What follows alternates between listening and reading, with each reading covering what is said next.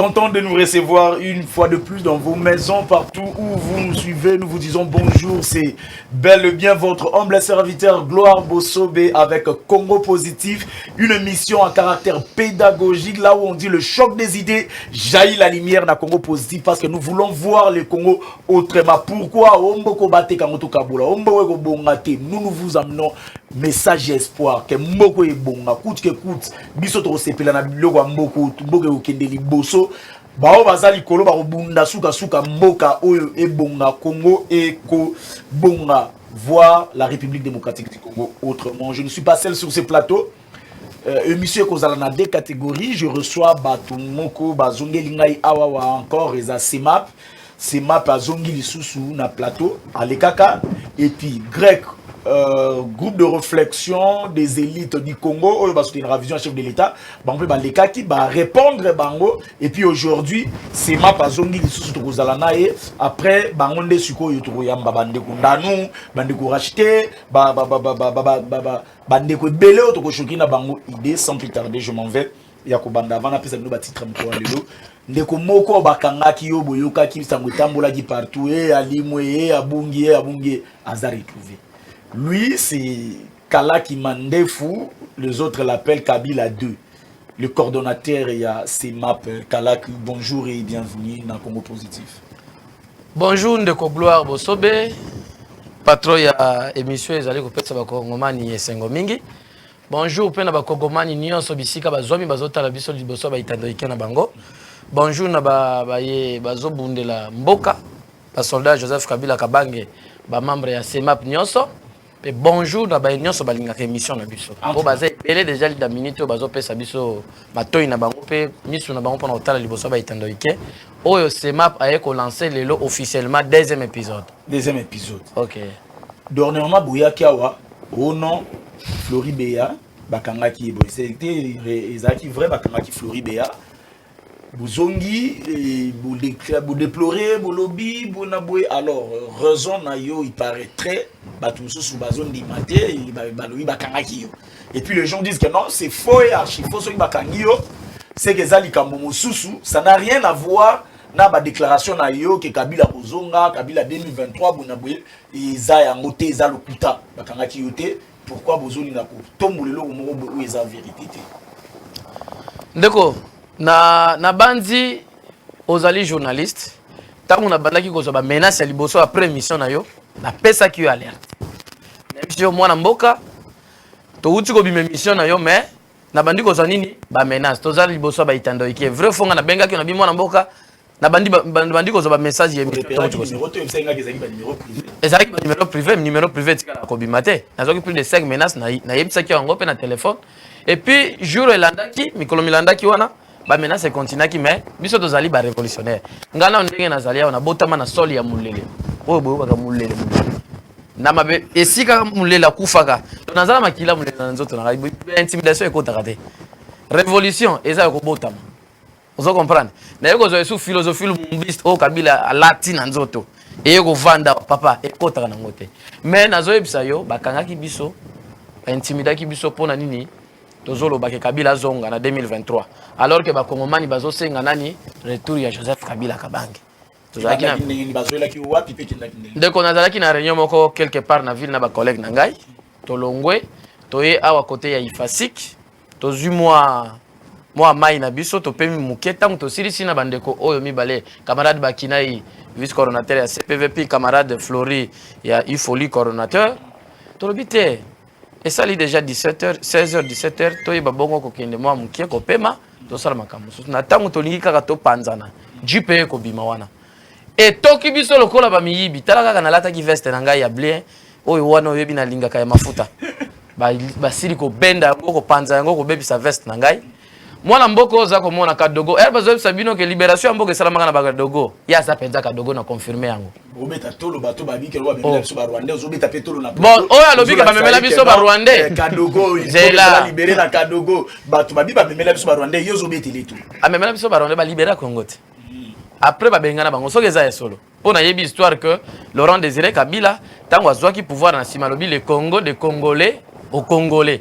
Et il avait dit oh non ça étranger sala nini azongeli omoni na beti obore Ah. alors tangu tokomi wana jipe ko biso mwana mboka Floribea nazo pesa pe matondi ebele na ndimi penza ki auta penza union sacrée yebi mbango et puis na ndimi na confirmer que asala 37 akuna bundela ka penza mboko yo kuna et puis abanda ko sote ba mi mwana mboka sali oyo tobenga na mnoko mboka na biso kala ingangu kala itekini ale azui téléphone tangu ba téléphone ngeza ko kwa ya bendi téléphone nga akoti le bon na po ya bendi bazo wele la biso mibale parce que biso zalaki ba avant-garde plan ya zalaki na sima azui ba téléphone akimi azote alimwe kaka na ngwasuma wana mais kala ingangu kala technique aye ko zonga mbango azui moto ala ndesika ni jeep ezalaki kokende nde bazo mema biso na ligne ya na ye na direction ya Kalufungula na tangu tokomi wana yaza militaire asa azalaka kadogo a utiliser ba terme armée a potani bien que oyebi ba ujana soki ba ujana mwana mboka tulombo memela biso baza ba miyibi vous ramassez les gens comme ça qui étaient sur la route pour leur donner des tennis conséquence soki ba kangi mutolo ko liboso maboko na poche ko yiba nyonso na zalaka nango et puis zala na bonne souvenance tokutanaka na yo quelque part ozalaki ozokende musala na yo voilà place na zalaki wana voilà nyonso mona ngai nango jour wana na loyenge na sala na ba camarade na ngai bakolo nango bazwaki bakolo nango ba policier alors tangu bakangi biso mwana mboka Flori mayela zalaki nango aluki moto abandi kola na jeep na musika azwaka pe image na musika nde na tangu ba moni moto ezoya batali mouvement bato bazotala basali nini bakomi na Kalufungula tangu bazokitisa biso batiki ye balibérer qui est stratégiquement c'est-à-dire ye moko apotana ki na ma stratégie armée à côté na ndenga bimaki pe batika la na kidiba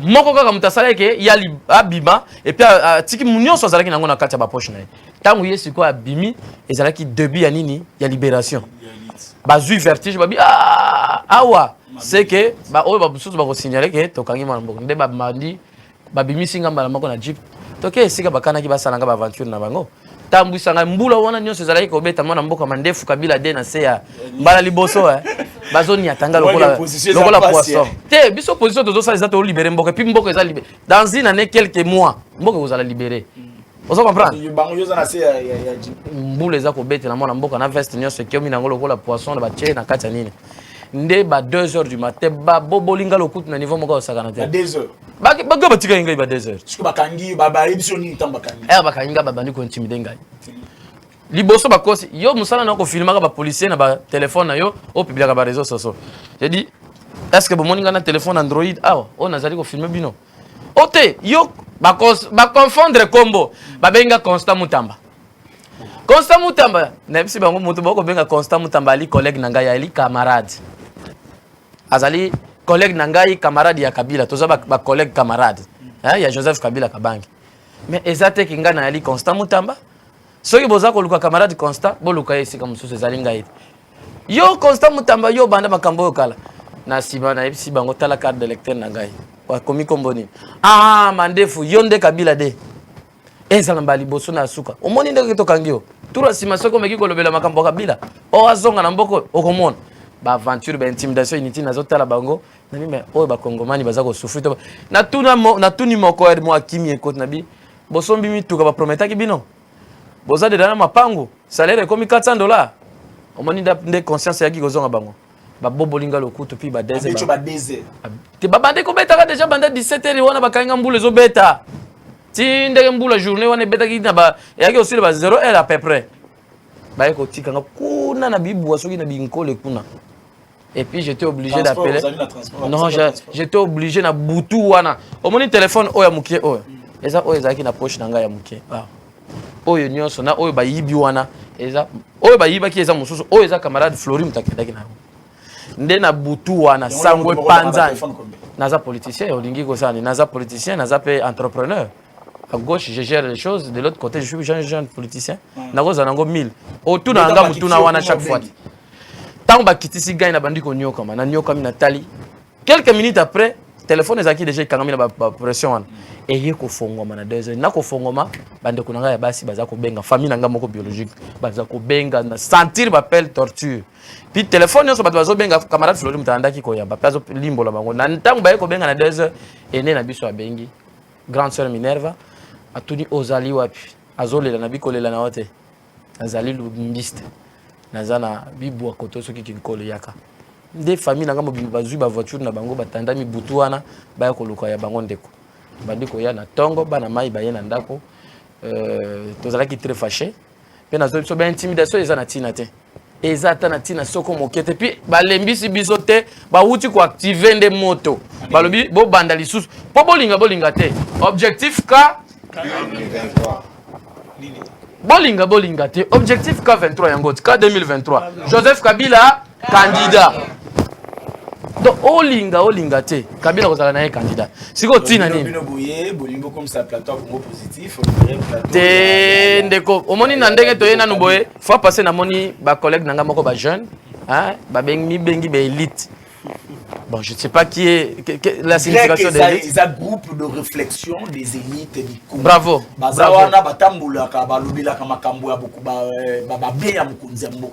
Alors, bango na ki no bango ba lobby awate non? Na yoka. Bon, to bete to fula bango pamba. Faut bakata nini, il fallait battre la bango nini wana. Bayaki ba lobby que non, na 2023, ils a question à candidature unique. Candidature unique, ils ont ndeko Félix Tshisekedi, Antoine Tshisekedi, candidature unique. Merci. Bon, ndeko gloire. Tout ça la débattre na place biloko za inutile. Tout le babiloko amutu ya toyi nango awa. Ça va. Elo amutu ya boye nango ezali na avant. Bandeko bakota bandeko ndanu banani bango so bakota wawa pour que non to choquer ba idée. Après il on y après cette arrestation aussi. Arrestation na zolo baké bo uti ko miko ça parce que bo libération mon qui est des deux ezali la. Libération on ezali pression. Non yoka, c'est-à-dire quoi? Libération ezali pourquoi? Yoka. Ndeko. Tika na yo l'état de droit ce n'est pas ça. Libération ezali pourquoi? Vous avez échappé 2 personnes. L'opération ne peut plus continuer. Pour que échapper 2 personnes so to bito continuer to l'examen na mai oyo. Ba na mai mususu ba filma ki bazali. C'est-à-dire, nous serons poursuivables. Tous ceux qui sont le général Kassongo, nous avons alerte. Nous serons avec le général Kassongo. Nous irons dénoncer ça avec le général. On va échanger avec le général pour discipliner contre l'armée. La police est là pour sécuriser la population et c'est bien. Ce n'est pas pour torturer le peuple, ce n'est pas non plus pour recevoir des instructions. La fois passée, nous avons une situation. Au moment où nous vous parlons, il y a un autre camarade, secrétaire général, il y a ADPEC, structure membre à CEMAP. Bobolio le coup de l'ongle comme le col à ton nom. Pour aller à Ecopat, pour aller à zone où on a un filet, ça qui peut avoir joué la déclaration. Ce qu'on monien de comment le longue comme le col à ton nom, pour battre Bakoni, Batumba. Allega qui n'a qu'un côté, Jekoko Kuna, Babanin. Tel niveau. Vous savez, nous sommes face à, excusez-moi les termes, ce sont des talibans, ce sont des bidons où l'eau dedans il n'existe plus. Bah, troupe bimi, attends, votre chemin est bimasco, bah, comme il y ça, c'est une erreur d'ailleurs. D'ailleurs, c'est le début du commencement. Neko, c'est le début du commencement. C'est le début du commencement. C'est belé, belé, balekina Kabila, mais tolobi kaka Kabila. Bon, tout n'a justification, nous sommes dans la démocratie. Il y a un principe démocratique. Ils ont critiqué Bisso, mais même ils sont dans les badauds entre guillemets élites. Ils ne savent pas quand vous dites que candidature unique dans un pays démocrate, c'est déjà de la violation de la Constitution. Ça, c'est très. D'abord, excusez-moi le terme, chers collègues, vous êtes des élites, mais là où vous êtes, je regrette. Cette élite-là, il faut enlever. Moi, je suis élite. Je n'ai jamais dit dans un pays démocratique déclarer une candidature unique. Ça traduit déjà l'essence de manque de savoir. Qu'on n'est pas élite. Et si c'est un groupe de réflexion, alors vous avez commis un péché contre la science. C'était grave. C'est grave. Donc, c'est du passe-temps. Alors, Toye Lini. C'est Map Viva. Viva! Joseph Kabila. Autorité morale. Zélan, non, pardon. Objectif 2023. Tout ça l'émission. L'émission. C'est ma viva na banini. Comment positif image rekendeni ni ekomi ya Kabila. Kabila journaliste. C'est biso to. On peut ça message na bino boye et puis oui, on peut ce message na biso to yé. Tini mambo c'est ma viva. Débat on na bino na bilamba na bilonga Kabila boye. Ba bi déjà de nous ça c'est ouais, c'est ma. Donc, Congo positif et autres la mamakasi, je suis sûr que non, tant que les gars qui a un message dans le yoga. Rapidement. Objectif K23 ou objectif K 2023. Ezali Nini. Ezali. Objectif K23. Ezali lutte. Il y a longue durée. Ezali action tozo mené. Tu veux dire que Ezana Tamoulaï. C'est-à-dire, et Banda qui, déjà, je te lancé en lundi. avant-hier. Et bandaki donc les 14, hein, je crois, les 13 ou les 14, tu lances officiellement la conférence de presse Nambiso. Et Zali action Oyo ko mais la paix Zali n'a pas étape belé. Alors action Oyo, ça s'explique sur 4 piliers. Vous comprenez? Pilier liboso tozo benga yango non au glissement. Non au glissement. Donc toko télémé la glissement nyonso eko sala baté. Donc objectif K 2023. Et ça s'expliquer dans 4 piliers. Pilier liboso ezali non au glissement. Na kata glissement na to sengi gouvernement projet o bazala ki nango po to zoka senia zolela ti senia zolela kuna o bisombongo ko organiser be élection ezalité boye tout ça y a un bras de fer gauche droite alors to sengi na seni na bazala kimia gouvernement au même moment que senia zolela yo kuna zozo mbongo au financer opération ya 145 territoires to sengi na chango na se eza biso ba bénéficiaire pesa na mbongo wana na seni deuxièmement wana deuxième axe ya K 2023 donc Kabila candidat et allez devoir de mémoire. Toujours résumé on a mouké. République démocratique sous Joseph Kabila Kabange, devoir de mémoire. Professeur Nemi Milani Mutakoma qui yango. Félicitations à professeur Bistiko Zwami, topesio ba mbote belé na compte ya Semap, pe nzamba zala na yo na ndengo pesa Congo lumière. Juste bandai ko décortiquer. Voilà, bravo. Au moins il faut pas Congomani ba procurer et puis comme axe. Bon, o ya moni que ça le kuta œuvre scientifique ba contredire yango kana œuvre ba koma pe ba ya ko démentir. Ko chama kelele na ba Twitter te, ko chama kelele na ba Facebook te que non ça c'est faux. Écrit. On va confirmer que vous avez pas. Ce ne sont pas non plus des articles qu'il faut contredire un ouvrage qui a plus bon. de deuxième axe. Ezali devoir de mémoire ndenge na lobby. Explication ngo ezaki esunga bango livre wana esunga ba dirigeant na biso basa la mieux parce qu'ils sont restés dans les discours démagogiques sans rien faire, aucune réalisation sur terrain. On est là en train de mentir le peuple matin, midi, soir. Même papa nanda quoi, et un jour au salle buzo moi na interpellé papa le kisi. Keba jour moi na loba. Ndeko okaka kotika na. Oh, tel maître tel disciple olingini. Pour le barater. Allo balonini livre yango na komi ezoloba. Olingi Kabila loba livre yango na. Vous voulez qu'il dise quoi? Ya eloko zo bomba bino tension ya batwana. Il fallait qu'un Nemi Moulani a commis là. Tout le monde peut écrire. Alors, yemo Kabila. Kabila écrit. Écoutez, je vais t'expliquer. Oyebi Abraham Lincoln. Oyebi Abraham Lincoln. Non, que kuna Abraham Lincoln. Oyebi Jésus. Jésus a combattu mais Saint-Luc, Saint-Pierre, dans l'évangile selon Saint-Pierre. C'est-à-dire quoi? Les grands esprits parlent. Et quand ils parlent à côté, il doit y avoir quelqu'un qui fait quoi? Qui écrit. Je vous donne l'exemple. Les députés de assistant, n'est-ce pas? Troisième axe,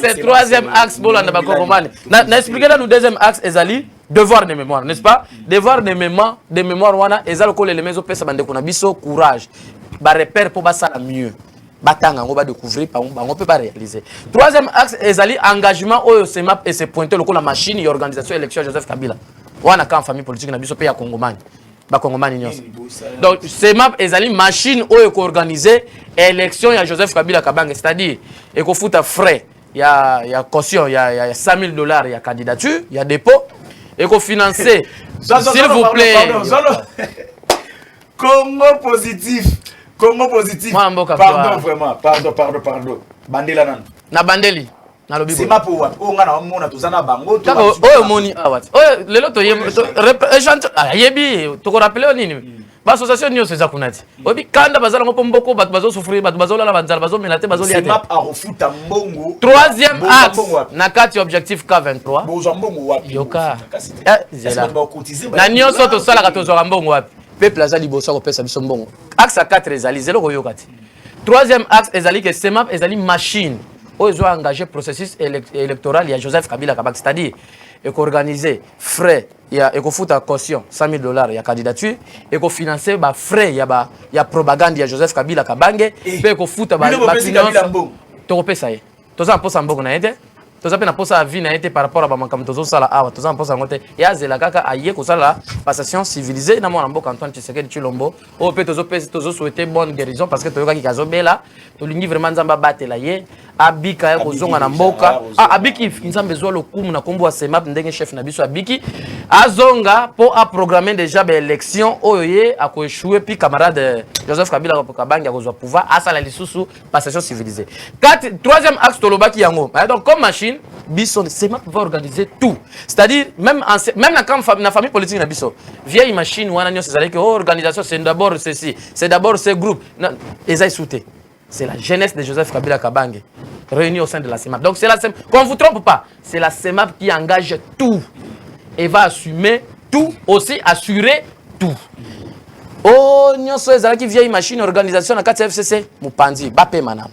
La minute à 4e axe ezali lancement officiel il y a collecte de fonds. C'est-à-dire tozo ya bapel belé hein, collecte de fonds, il y a candidature, il y a propagande, ba privatiser numéro T, ba to privé yebi ndenge ba comportement ba ezala. Ndeko tozo limbola. 4e axe ezali téléphone depuis au bandi ko loba téléphone ezo vibrer kaka ko vibrer kaka. Ba Congolais bazo souffrir ba na posa ba loba Kabila ngwa zonga kambango. Yo kanti nini? Alors, 4e axe ezali collecte des fonds pour la organisation et élection Joseph Kabila Kabange. Donc c'est-à-dire to récolter bambongo pour na nyonso wana parce que tozo yamba bapel belé, imaginez to yambi bapel na Grabandundu, Congo Central, Grand Katanga, ba Sud Kivu nyonso na bazo benga te na Mbujimai. Na Mbujimai balobi bana mboka bana Congo eloko bosali wana décision bozui ezwa ko libérer biso pe na Mbujimai tozoni okoma mingi en tout cas yaka noki na Mbujimai to kopesa pe ba contribution na biso na CEMAP bozwa yango bo organiser mwana mboka Kabila zonga mbango na pouvoir l'équipe ba m'appelle l'équipe papa bon na yamba appel mais atika to zela ba silisa longola ninyo na yamba appel na bino mais longola ni mode privé. Donc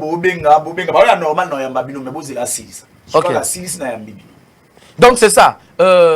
Après collecte de fonds, on a des sikoyo, moyen pour s'organiser interne. Et en plus, est-ce que les ceux que retenez de la tête qu'il y a élection en 2023. Ceux qui ont organisé l'élection, nous nous informons déjà la population. Et nous prenons la communauté internationale en témoin, comme nationale.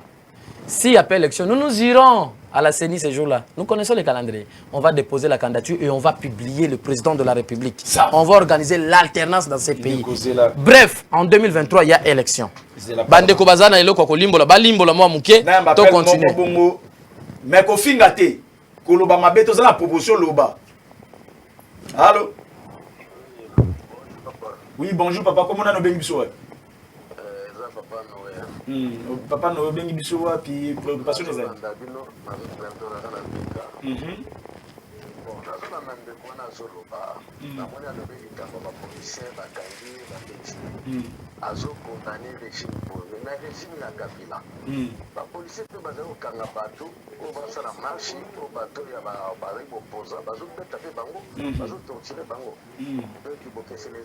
Merci beaucoup papa. Kabila sali 18 ans, la pouvoir à saluer le côté. Merci. C'est une question, Kabila. En tout cas, merci beaucoup. Allô? Allô? Appelle l'équipe Béline de Kouflori. Un mot par rapport à Nini. D'abord, plus rapidement, Nani appelle ça. D'abord, Nzambe, merci. Nanenga Bikisaki, cordon en biso.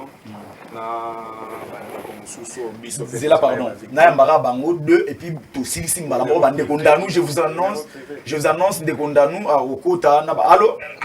Oui, allô, bonjour papa. Comment on a nos bénéficiaires? Bonjour.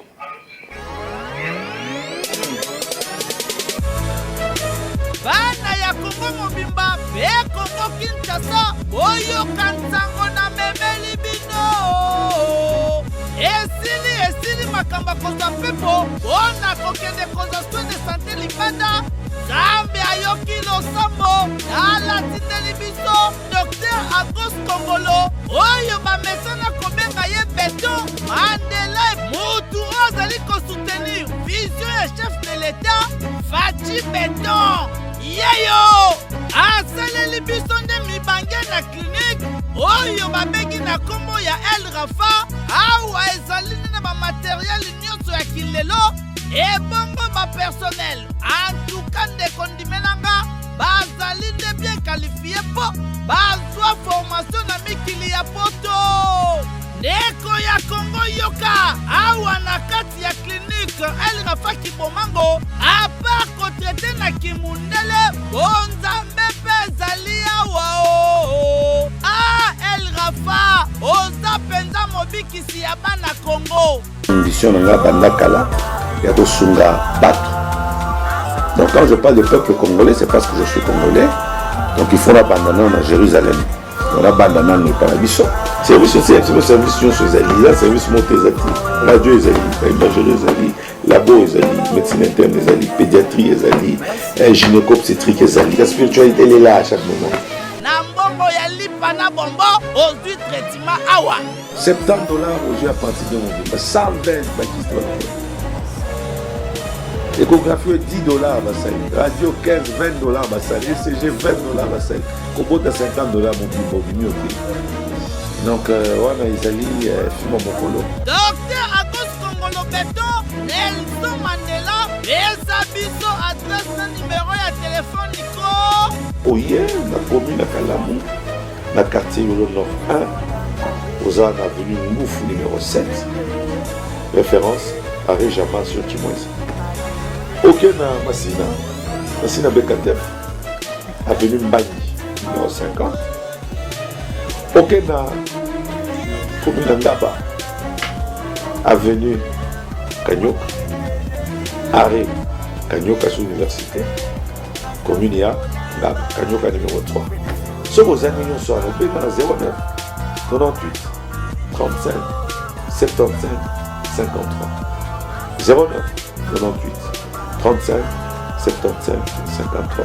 Na likambo teli maladi minganga baswanyaka kasi nzambe nde mutu abikisaka. El Rafa la santé d'abord na El Rafa lobiko na lobiko. Eh ben merci beaucoup, je crois que vous avez suivi El Rafa. Le numéro pose problème. Si vous avez besoin de contacter l'hôpital, je crois que non, au Kozoa, numéro à docteur Kongolo pour que vous ayez. Florine, pour que plus rapidement, je sais que c'est à la vie de tous les Congolais. Oh, bah, mon difficulté à peuple, comment est-ce qu'ils ont commandé de plus en plus Makassi. Ce n'est pas pour rien que nous nous sommes réunis pour te déclarer retour à Joseph Kabila Kabangi. Ce n'est pas nous la CEMAP, et ça crie à les Congolais, au Kikomon na Kisangani, comment est-ce que les motards, les Kanga Kinzela, les retour à Joseph Kabila Kabangi. Bana Changu, ma maman, Lukunga, na Funa. Mais tout ce que nous voulons dire, c'est quoi? Les lots toqués de violation à violation. Même respect à calendrier académique, et ça, les sous-soutés. Problème, il y a électricité. Les Congolais doivent vivre dans les noirs. Problème, il y a social, ils incapable de satisfaire les Congolais. Chose grave, c'est que les Congolais sont ram. Et biso toko continuer ko croire ou bien ko payer sa chance dans régime oyo et ko boma ba Congolais pe ko yiba ba Congolais. C'est vraiment très étonnant. Et sur ce, nous avons fait l'objectif K 2023. Comme nous avons un médecin qui maîtrise bien le Congo et qui connaît tous les politiciens congolais, parce qu'aujourd'hui, tous les politiciens congolais sont des politiciens et puis, Bangonyo Sobakendaga Kuna, pour avoir soutien, il y a Joseph Kabila Kabangi. Il y a un biso tolobi boy. Ce qui élection exacte en 2023, Joseph Kabila a dirigé transition, a organisé de bonnes élections et puis de voter comme candidat dans l'élection 2023. Alors, nous sommes... Pardon. Non, c'est le mal. Ils ont tout bolota tout boire à Congo. Tozopes impression bat balali. Et ça vision parce que rêve ils ont la forme belé mais vision est égale à comprendre.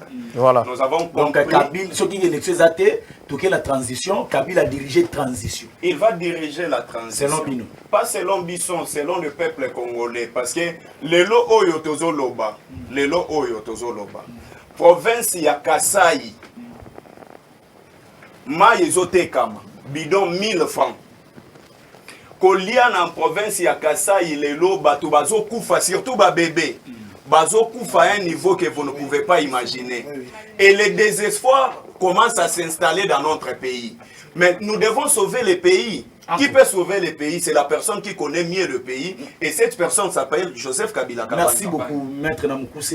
Namukuse, Nazo, l'appel. Naba juriste Nyoso, et je dois regarder la caméra pour ça.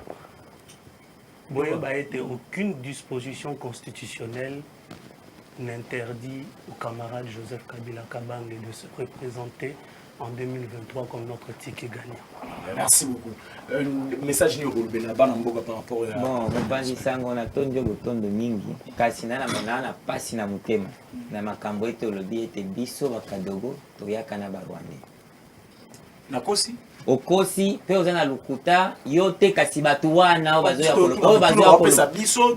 Yo muto okosi te kasi batu wana bazoya kolisa bino bongo bakosi. Preuve anique. Kondo eteni Sekedi na Kondo Mobutu. Babosa ni kamba bisengi man. Conseil spécial à la présidente de la République Assimi Mobutu Sese Seko. Azaki nani? Toye na régime oyo. Nani oyo ake kuzwa ba orphelin rwandais. Kuya ko héberger bango na Congo. Maman Olive, Maman Mabunda, to Dada Jeannette. To bande konanga basi, to bato asema. Na régime ya mukonzi na biso Joseph Kabila na 18 ans na ye. Akenda kozwa bana ba orphelin ya mboka nini koya na bango na Congo. Ozo charge na kozwa 5 kadogo. Na papa, na sali formation nanga. Na lobi baya.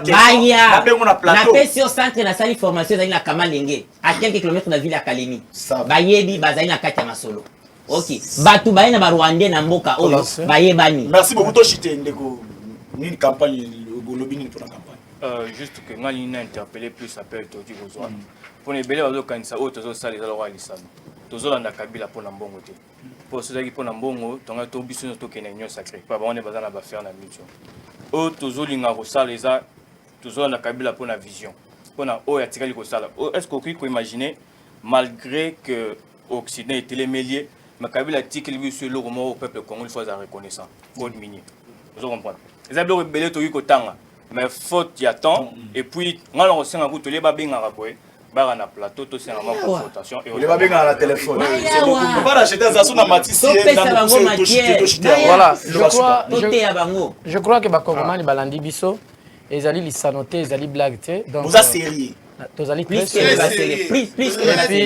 sérieux. Eza bosenga ya ezali bosenga ya population. Joseph Kabila Kabange avec l'objectif K23 ou K 2023. Retenez que Joseph Kabila est un candidat, au SEMA pas porté à cœur, au SEMA pas financer caution à l'élection, au SEMA pas financer frais à campagne. Merci. Et Zali Bajete, on a dit que va travailler pour accompagner la candidature à Joseph Kabila, pour contacter déjà SEMA. Pena zo benga l'association Nios, au bunde la Kamboka, boya kokota na SEMA, boya to bunde la Mboko et tozali ko souffrir et longo. L'élection est en 2023, Kabila candidat. Merci. Va contacter son numéro. D'accord. Je crois que non. Nous sommes ensemble na régie pour signaler l'entrée à Bandeko. Ndanou et puis papa racheter. Oui, toujours continuer na bango émission. Je sais que non Ndeko Ndanou na papa racheter. Tamsi ba yoti makambo le bamia wawa. Ba ko zala na point de vue. Au moins na garder yonan. Pour répondre Bandeko Asema Barotika biso en attendant ceux qui sont ensemble na publicité na Bandeko régie pour que tout qui na elle Rafa paye tout qui na deuxième tranche il y a émission na biso ah mtaya ko ba mamna itali Congo positivité mutu na mutu ala makamuna e ndenga lobaka je crois que nous sommes tous ensemble c'est parti.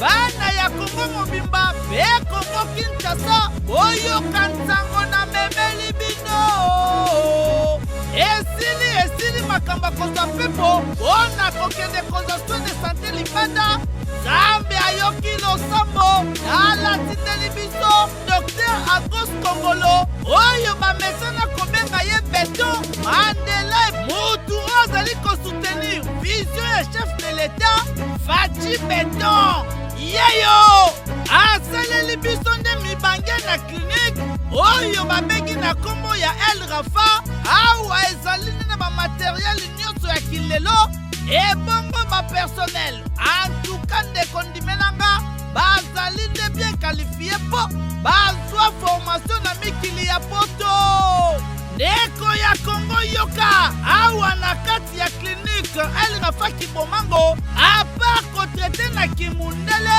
bonzambe pezali awa El Rafa oza penza mobikisi ya bana Congo. Ambition nanga bandakala ya kosunga bato.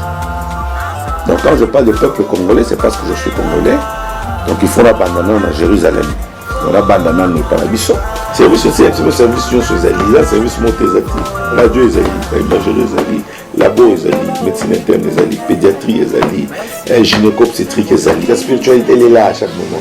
Nambongo ya lipana bombo aujourd'hui traitement awa. $70 aujourd'hui à partir de mon vie. 120 bakistes. Échographie $10 basali, radio $15, $20 basali, ECG $20 basali, Kobota $50 mon bimi ok. Donc wana ezali filmo mokolo. Docteur Agos Congolo Beto, Nelson Mandela, eza biso adresse na numéro ya téléphone liko. Oye, na commune à Kalamu, na quartier Yolo Nord 1.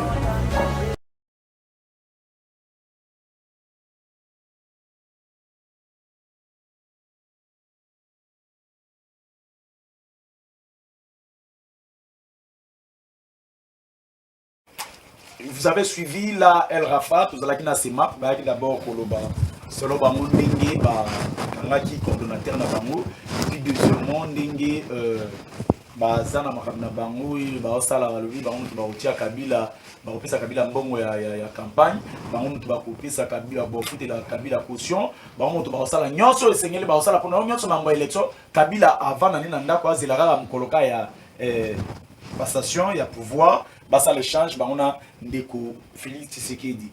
Na moniti ba olobana papa racheté azalaki wana lilongezoni fuka. Avant zo ndeko d'abord bonjour ndeko ndanu et bienvenue dans Congo Positif. Merci de Kobla bossé de médecine à Congo mani baso.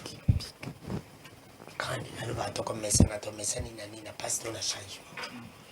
Bon, effectivement na yoki mambo na yoki makambo bandeko balobi sema bandeko asema ça n'engage que eux. Ça n'engage que les ana démocratie mais ils allaient ceux qui Congo ils allaient pour na Kabila na Félix alors biso to donga na biso na mboko parce que mayu Kabila sali ba congolais to ko yuko permettre en noter parce que il y a mabe Kabila sali biso za ko comme ça de continuer mon président Kabila comme si de continuer mon président pour battre ba kanisa yi ndenge ya travailler qui m'a pas zonga les suivi donc Kabila asali kende ko Félix Tshisekedi comme président pour battre kanisa donc ayeba ki ke non battre kanisa oui battre kanisa ina mabe de continuer mbako sala po ya kanisa ko zonga les suivi olimbi c'est que si battre batuninga ba bipona ni parce que organiser ki élection ya mabe alors ils allaient bon yo sema Kabila pardon ouais ay organiser ki élection ya mabe ya wana mais bon ngai na kolba ke Kabila fanda nyonso Congo c'est petit pour petit Félix parce que bon mi bali basala bio na bango ya vérité bango soutien na Congo ne bon si bango bon si ba congolais bio Kabila na Félix Congo bon si bango et bango ba bon si ba congolais alors faut toujours président oya ko bon si ba congolais mais pas oyo Congo bon sai parce que pour Congo bon si Félix na Kabila et bah on va côté bon ça Congo alors faut ba kende tout le comme ta bon papa racheté yoki bien bango abalobi ke non Kabila zonga de condamner alobi nande ko Kabila nande ko Félix Tshisekedi Congo bongisi bango ba bongisi Congo te bango yo surtout out yo lilo ba mboka no ezani bon na lingaki on renforcer bato ya CEMAP oh parce que il fallait pas bima fallait pas zala ba charge ya kokokate nani de kala coordonnateur kala ya kokokate charge ya kokokate azana biki déjà azokoma peta mbodi Zoa pendant 18 ans Joseph Kabila incapable d'organiser l'élection territoriale municipale a comment on nomme violation à la constitution comment de condamné papa lingaka ke soki azoloba okomaka donc soki alobi moko yo komi ya mibale koba mbodi incapable d'organiser l'élection ba gouverneur basali deux mandatures mbodi ya misala incapable d'organiser l'élection ya Sénat sénatorial basali deux mandatures une personne comme ça avec par même kolobaté mon frère incompétence notoire pendant 18 ans incapable d'organiser l'élection municipale incapable d'organiser le Sénat incapable d'organiser l'élection gouverneur aya siko ça nini Vous avez un candidat. Yami Balé. Olobi Kabila yana barwande te. Zoa. Pesa ebiki, pesa ebiki. Pape yango. Chache ebiki, pesa ebiki. Biki yango. Pesa ebiki. Mbodi ya misato. Diogratias Bouguera. Azalaki Rwandais. Celui qui l'avait amené ici, c'est Kabila. James Kabarebe. Rwandais, chef d'état-major. Bosco Taganda. Comment? Azokoma papa, azokoma. Qui peut être yazokoma yo lobela la population. Bizimakara. Barwandais. Bango wana. Po Kabila yaki na bango. Vous avez infiltré la République démocratique du Congo. Bosali République ya Kingakati. Mais zama wa mingi. Aya lisusu. Azon. Olobi article biso contrat minier. Contrat, et ça contrat minier, contrat lyonnais. Ta part de Lyon.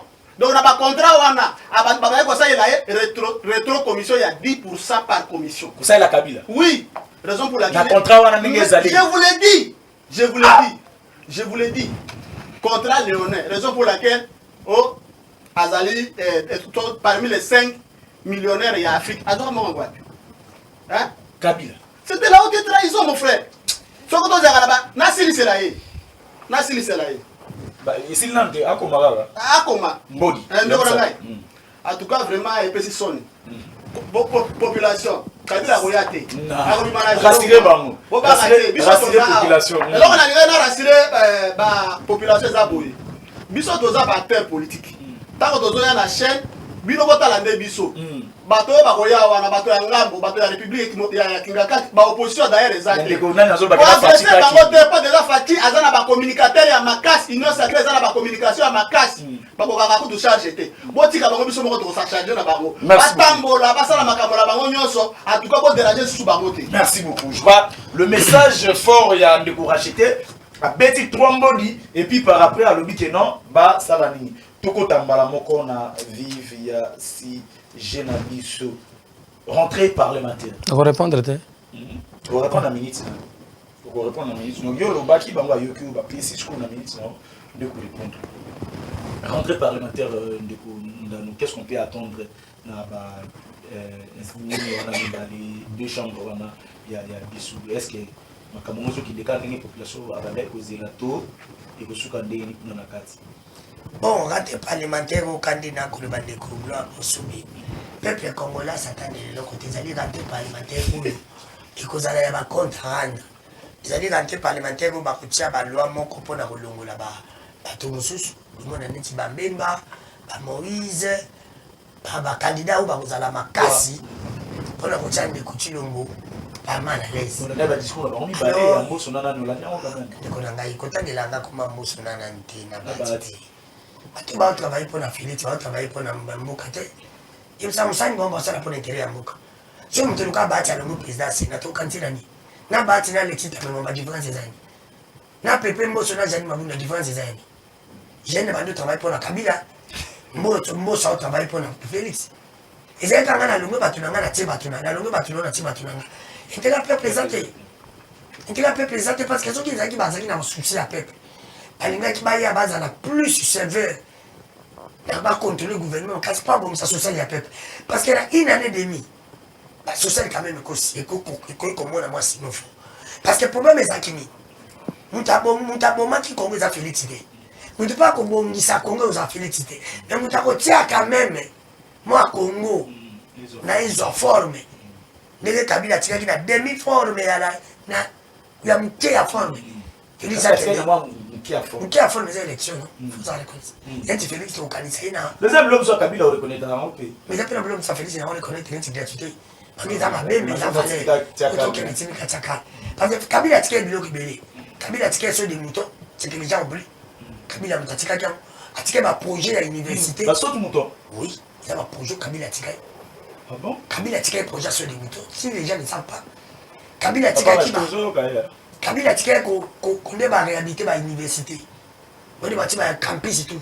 Kabila tika qui a. Oh, la réhabilitation là. Oui. Kabila tika un projet Banzela, c'était Kabila. Kabila tika qui ram. Kabila tika gratuité. Mais Félix a copié. Nous pas acheter ça. Il a copié pena. Je te l'ai dit. Projet à Félix. Ouais, il y a une de continuer. Qui est mon président? Il y a une mission de colonel comme président Congo. akokomisa biso babillionnaire Ouais. akokomisa biso aliment d'Afrique akotia état major général na est soda akokoma akosomba ndako na ye akosomba mutuka na ye bref vie sociale ya bakongomani ekobonga ye mais vie sociale ya biso ebongi te elle akomi na pouvoir ngai koyebisa biso ke akoya na bateau de pêche na bavion wana biloko ya meti lelo tomonaka baclé ya bateau de pêche ebi te soki oya libali clé ya bateau de pêche ezalakakoya libali cetadike elle na kokanisa ndeko ti lombu akokanisa ye na gratuité oyo akutaki mpa kabila matiango mageke ezali récite te yango nayebi soki nakointerprete badiscours oyo mboso aloba lelo ezali oyo mabunda alobaki oyo mpona kabila nayebi so beke soki tokontinue akotia kabila na félix mboka oyo ekobonga te il faut kolongola dieu ya des héritiers wana kabila na félix baza bahéritier bango bato baye koboma congo il faut bakende soki mpo na ngai kolongola baclasse politique nyonso ya bato bapapa na bango oyo basala kombo kolongola bango nyonso basala kombo kotia bato ya sika pourquoi seulement kabila félix est ce que mboka ekole nini oyo kabila kosala bacongolais oyo asali biso te na 18 ans nino mpe ndeko félix azwi bamboso oyo akopesa mboso na bato kabila apesa bango te parce mpo oyo kabila akope oyo félix akopesa bamboso na bahati oyo kabila apesa bango te yaka okomisa bango baprésident mpo nyonso bahati azo azwi mpa kabila nyonso mboso azoplaide mpona bafardc olandaki yango te aplaide mpona bafardc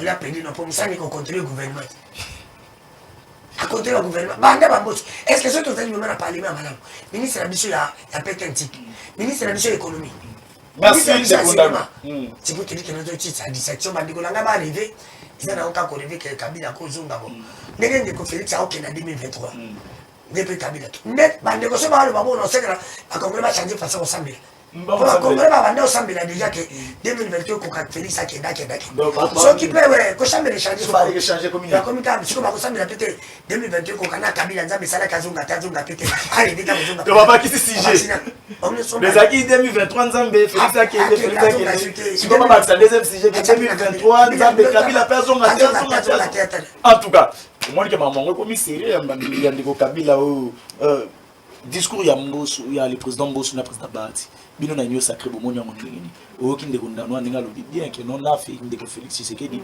na kabila bazonga te moto azonga te bon nayebi te ndeko ndano moto azalaka na makolo mibale olukaka ye moto soki azolata veste ife ezala na deux bras omoni mais nazo comprendre te position ya mile oyebi mile ezali accouplement ya cheval na ngombe nde babotaka race moko babengaka ko mile azalaka na position te ndeko ndanuti donc ntango azoloba ke kabila ate félicité mais il va proposer moto akoko koremplace bango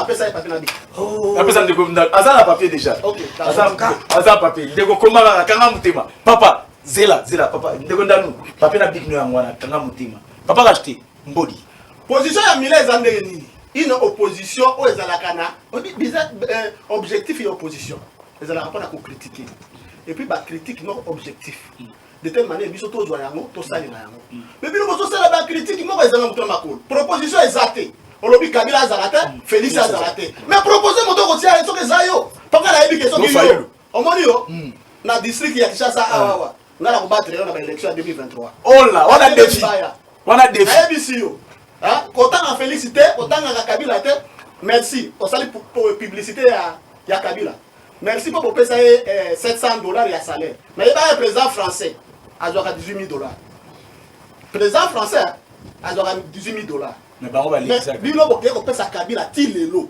azozwa $700 par mois $700 te $700,000 par mois soda azwaka combien bandeko na nga asema soda azwaka combien oh salaire biloko teli kabila wana ti lelo azozwa yango mais ndeko na ngai ntango bozoloba makambo ya félix et puis bozoloba makambo ya kabila en tout cas namoni ke lelo korépondre nga mpenza salaire ya kabila oyo azozwa c'est combien olobi so 7 millions $700,000 azozwa $700,000 soda azwaka combien nasika combien botika éducation na combien ozomona donc il faut répondre babiloko wana kabila komboso ndeko discours de compost na ndeko Bahati. Mbosso azalaka nani? Oh, fondation Mbosso ou bien azalaka nani? Oh, erreur obiso tosali na union sacrée. Papa, oyebi nga bien. Nazalaka sans couleur, nazalaka na couleur na ngala bite nazalaka près du chef de l'État, loin de son entourage. Ah oh, oui. Vous allez près du chef de l'État. Près du chef de l'État, loin de son entourage. Et je vais vous expliquer, vous allez comprendre aujourd'hui. Pourquoi j'ai dit je suis près du chef de l'État, loin de son entourage. Pourquoi nous avons la réduction, il y a trait de vie à l'institution. Mbosso y a parlement, Salani. Autorité budgétaire des Assemblées nationales. Les Fondation Mbosso. Non, pas Assemblée nationale, mais Fondation Mbosso. L'Assemblée nationale devient caisse de résonance et d'entérinement. Et puis, ils sont dans l'Union sacrée, erreur, auto sali ma casse. Ils ont été Mbosso, président de l'Assemblée nationale. Hein? Mon conjoint, c'est une loi exécutoire à tout un chacun de nous. Alors, une réduction, il y a trait de vie à l'institution. Il gère pas quelque chose. Mais Mbosso a comme ici, Assemblée nationale. Donc, na sa charge na na yi. Omoni révision à loi électorale. Et les gars, la période de haute. Bango barzo rendre mon conjoint mboka service mabe. Il y a beaucoup d'argent à appuyer glissement. Mbosso na bandeko ya force politique de changement. Mbosso assemblée na bandeko ya force politique de changement. Donc na zolo bandeko ya force politique de changement ezali FCC. Oh, oui. On va voir la balabala. A répondre ngai. Force politique de changement. Non, FCC. FCC. Nana Nisus.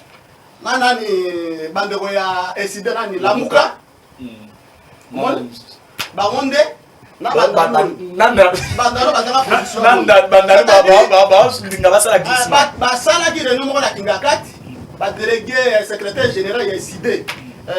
Professeur Kitoko aya poto kendela dialogue dans ça la glissement il y a 2023 mais ndeko nanga ekolekate oko expliquer nga lelo force politique de changement opposition na yango ezani to mona bino na bango na kati ya barabara. Merci papa. Oh répondre les bambodi na ozo mbala moko bambodi yozu bambodi je crois que non nani ndeko ndanuta lobia ba kenon bo rêver na Kabila a sengi toute population congolaise va changer ma bonde na sengelo moko o na kolimbola awa okopesa nga tana ngana oyo na ngai na loba même après poso na lobia wa soko loba pe na loba esute na ondima yango na oyo etali de condamnou il est libre, nous sommes dans la démocratie ndenge abandaki na rappeler qu'il est aussi libre de donner son point de vue et ça point de vue na ça n'engage que lui mais qu'il sache quand même que il aurait voulu c'est ma paysan candidat comme Joseph Kabila Kabange payé wana aza candidat ba congolais balingi et ça vie na yo te on t'informe mais ba vie na yo la démocratie fait que toujours respecter yango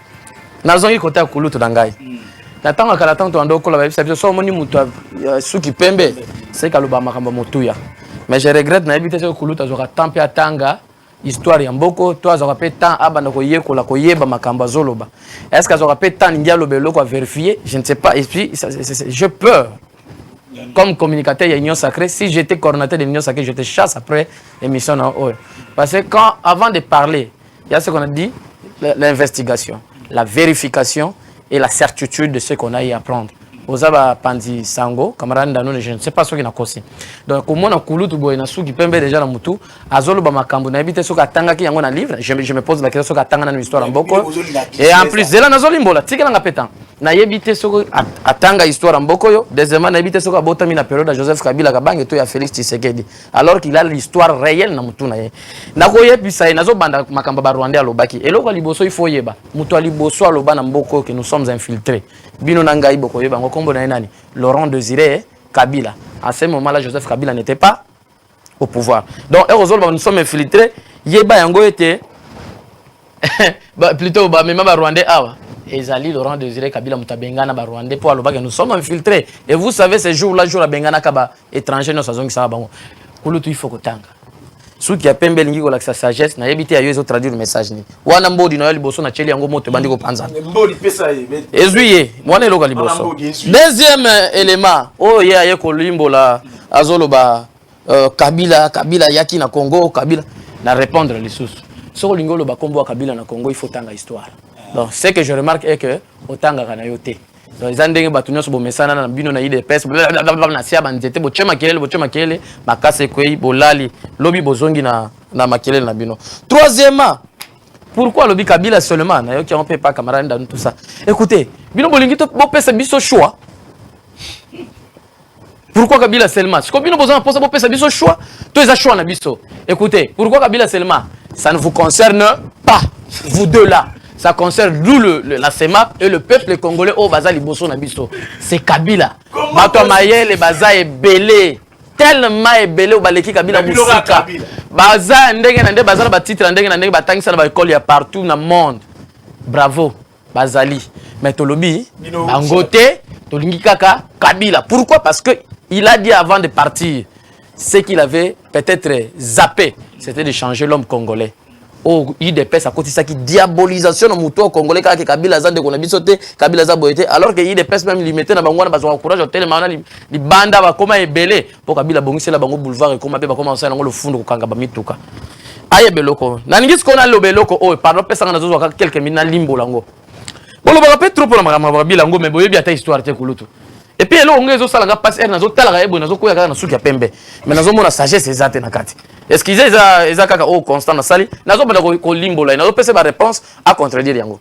Joseph Kabila Kabange, logo na komela ki yango, c'est comme si na beke kuluto yango na. Oh. Na comment ngo de bana kana luka ya luka chaka makele na wana union sacrée. O bien loko caractère moko na epsala nga passe. C'est comme si tu veux passer par l'île de peste, tu deviens mutamakelele.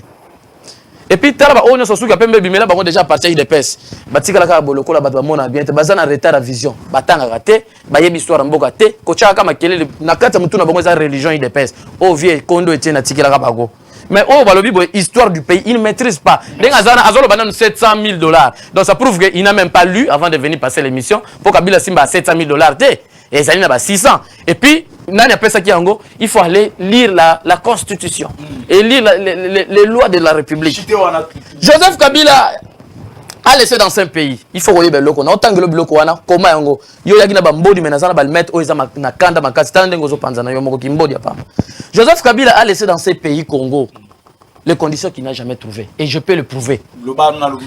Kabila yé na Congo oyo ayoka ke ezalaka na société babenga transport za trans Sotras plutôt. Mais parce que vous vous souvenez comment l'AFDEL est entré. Mais quand il est parti, il nous a laissé quoi? Les transports au Banama ils sont le fond le lobabis au atika commande. Et y a-t-il le bozunan bloc ba jeep ba bis mususu bo pesi yango soit disant dans académie. Ndeko makamboza na lobité. S'il vous plaît, ndeko. Pardon, pesa bakanga mi balé. Retirez ba minute dans s'il sat. O eza idée ya makamba lobi ndeko s'il te plaît, pesa 2 minutes, o retirez ba minute nanga liboso. Yabi balé na lingina ebse eloko moko. Joseph Kabila a trouvé ce pays avec aucune banque privée.